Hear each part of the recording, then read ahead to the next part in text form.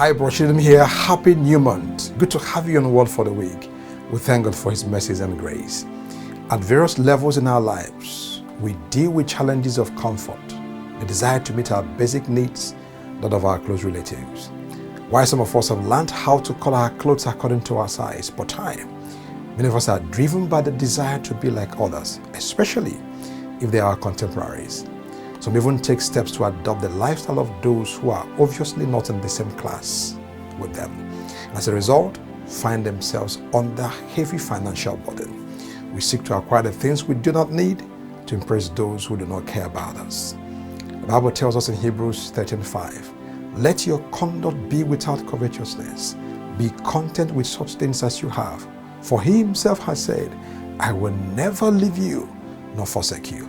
Underline, I will never leave you nor forsake you. The Bible cautions us. Do not get to the point where your life is driven by love of money, covetousness. Be content with what you have. Brochi, I don't have enough. How can I be content with what I have? Remember, the definition of what is enough is relative. The word content as used here means to be satisfied, to be strong, to be possessed of unfailing strength. This is powerful. How can I be strong in the midst of biting challenges and the ends can't seem to meet? It comes from a place of knowledge, knowing that the prevailing circumstance is temporary. These too shall pass. Simply put, being content is a language of faith because you know that what you're facing will phase away. Moreover, we have an assurance from Him in the second part of Hebrews 13:5. For He Himself has said, I will never leave you nor forsake you. When oceans rise and thunders roll, I must remember that He's there. He will never leave me nor forsake me. When the storms of life distort the order around me and create confusion, I must remember that He never leaves me nor forsakes me.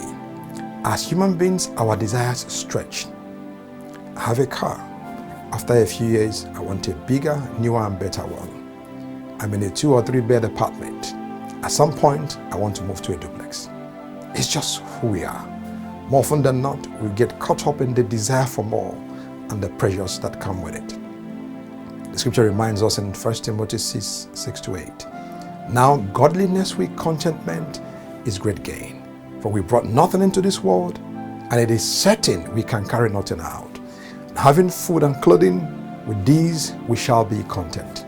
You will save yourself a lot of headache by being content with what you have. By doing so, you're simply saying no condition is permanent. However, there's a thin line between being content and being laid back.